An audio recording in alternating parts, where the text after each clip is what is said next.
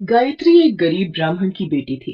वह भगवान शंकर की पूजा करती थी, इसीलिए उनकी इच्छा मानकर गायत्री ने महेश से विवाह के लिए हाँ कह दी। लेकिन विवाह के बाद जब गायत्री ससुराल पहुंची, माँ जी, देसी घी दाल में ऐसे चम्मच भर भर कर डाल रही हो जैसे आपकी छोटी बहू अपने साथ कुबेर का खजाना लेकर आई हो। बिल्कुल ठीक कहा आपने भाभी। देवर जी तो पहले ही निठल्ले थे, ऊपर से देवरानी आई, वो भी भिखारिन। अभी तो नई बहू घर में आई है, उसके कानों तक तुम्हारी आवाज पहुंचेगी तो उसे कितना बुरा लगेगा। बुरा लगता है तो लगे, पर इस घर में आज से उसी की चलेगी जिसका पति काम करता है। उमा और सरोज की बातें सुनकर गायत्री की आंखों में आंसू आ जाते हैं। माँ, तुम दोनों भाभियों से कह दो, मुझे कह देती थी तब तक ठीक था, पर गायत्री को खरी खोटी सुनाने की क्या जरूरत है। आप यूँ गुस्सा मत हो, मुझे उनकी बातों का बिल्कुल बुरा नहीं लगा। अगले दिन महेश जल्दी तैयार हो गया और अपने दोनों भाइयों से बोला, भैया, मैं सोच रहा हूँ आज से मैं भी आप दोनों के साथ दुकान चलूंगा। कोई और काम ढूंढने से अच्छा है अपनी दुकान पर ही बैठ जाऊं। अरे तू अभी दुकान जाकर क्या करेगा?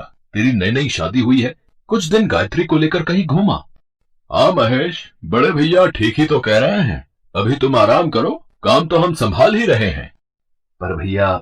महेश के दोनों भाइयों ने महेश की एक न सुनी और दुकान चले गए। कितनी बार तुझे कहा था अपने भाइयों के साथ दुकान जाया कर, पर तू मेरी एक नहीं सुनता था। महेश उदास मन से बाहर चला जाता है। तभी गायत्री, इस घर में कोई नौकर चाकर नहीं है, यहाँ पर काम खुद करना पड़ता है। ऐसे अगर इतनी देर तक पूजा पाठ में लगी रहोगी तो घर के काम कौन करेगा?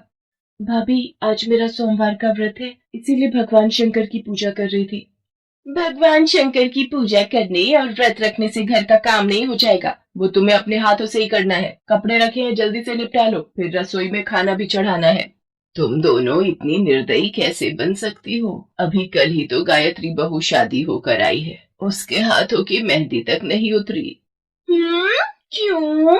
इतने सालों से सरोज और मैं मिलकर इस घर का सारा काम कर रहे हैं, ये करेगी तो कौन सा इसके हाथ घिस जाएंगे?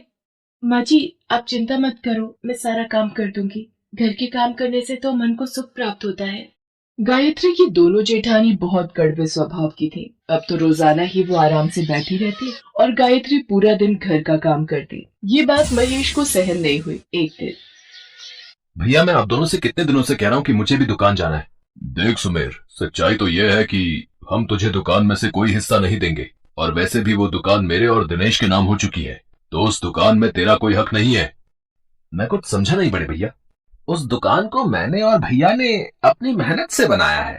तू तो आज तक कभी दुकान गया ही नहीं। अब तू चाहता है कि पकी पकाई रोटी हम तुझे दे दें, हैं? वो हम कभी नहीं करेंगे। तू कहीं और नौकरी ढूंढ ले। महेश के दिल पर अपने भाइयों की बातों की ऐसी चोट लगी कि एक सुबह गायत्री अभी सो रही थी। गायत्री, मुझे माफ कर देना, मैं तुम्हें बिना बताए ये चिट्ठी छोड़कर जा रहा हूँ, पर मैं अब तभी लौटूंगा जब मेरे पास बहुत धन दौलत होगी। महेश की चिट्ठी पढ़कर गायत्री रोने लगती है। मुझे तो पहले ही पता था, अब देवर जी के बस की कुछ भी नहीं है। छोड़कर चले गए ना हमारी छाती पर मूंग दलने के लिए अपनी पत्नी को। हे भोलेनाथ, मेरे पति की रक्षा करना, वो ना जाने कहाँ चले गए हैं। बहुत हो गई तेरी शिव भक्ति। तेरा पति तुझे छोड़कर चला गया है तो अब इसका दंड भुगत। जाकर सारा काम निपटा। रसोई में खाना तैयार कर, आज हमारा पूरी पकवान खाने का बहुत मन है।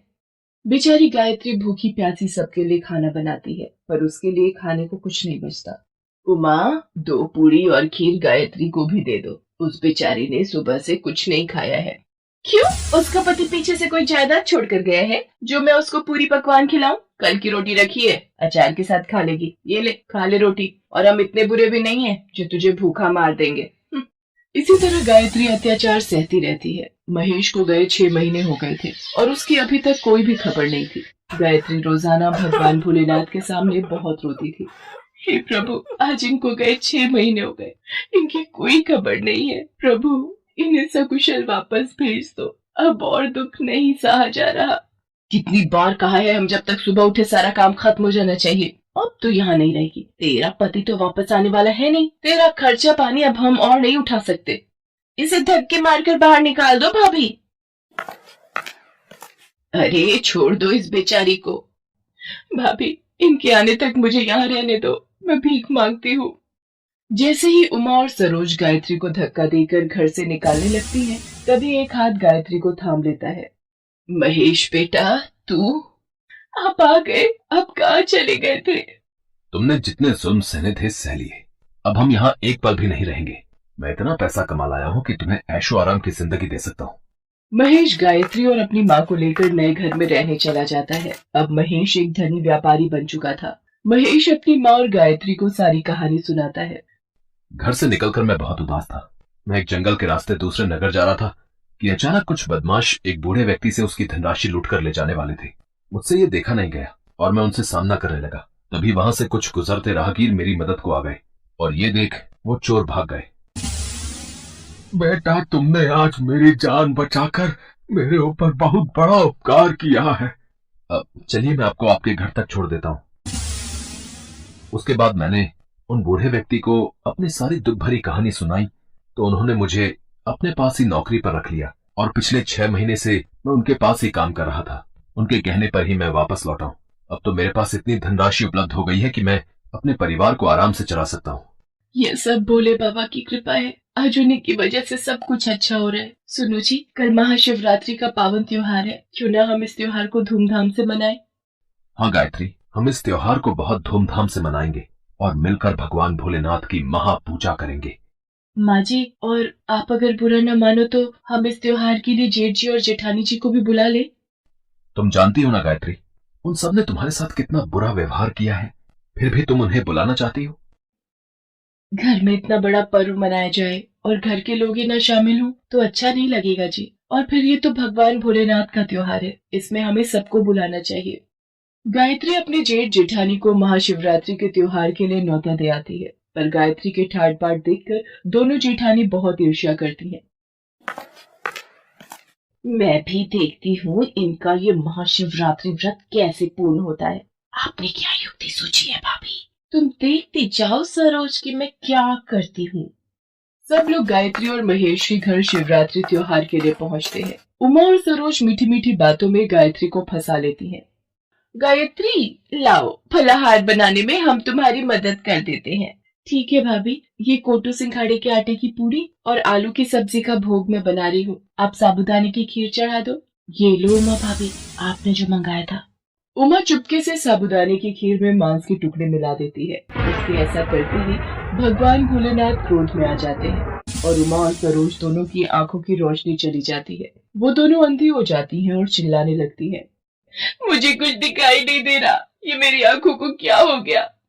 भाभी, मुझे भी कुछ नजर नहीं आ रहा, ये हम दोनों के साथ क्या हो गया? हे प्रभु भोलेनाथ, सब मुझे ही दोष देंगे। मैंने आपकी पूजा में बुलाया और इनकी आंखों की रोशनी चली गई। प्रभु कुछ कीजिए। गायत्री के बार बार नम्र विनती करने से भगवान भोलेनाथ प्रकट होते हैं। गायत्री, इन दोनों को इनके पापों का दंड मिला है। इन्होंने तुम्हारे द्वारा तैयार किया हुआ महाशिवरात्रि का प्रसाद भंग किया, इसीलिए मैंने इनके नेत्रों की रोशनी छीन ली। ऐसे ईर्ष्यालु मनुष्यों को ऐसा ही दंड मिलना चाहिए। नहीं प्रभु, नहीं प्रभु, नहीं।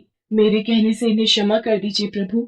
इन्हें इनकी आंखों की रोशनी वापस दे दीजिए। इन दोनों की तरफ से मैं आपसे क्षमा मांगती हूँ प्रभु। ठीक है गायत्री, तुम्हारे कहने पर मैं इन दोनों को क्षमा कर देता हूँ। तुम हमेशा खुश रहो। मेरा आशीर्वाद सदैव तुम्हारे साथ है। इतना कहकर भोलेनाथ अंतर ध्यान हो जाते हैं। गायत्री के जेठ जेठानी शर्मिंदगी से वापस लौट जाते हैं। उस दिन के बाद गायत्री अपनी सास और पति महेश के साथ भगवान भोलेनाथ की कृपा से खुशी खुशी जीवन व्यतीत करने लगती है।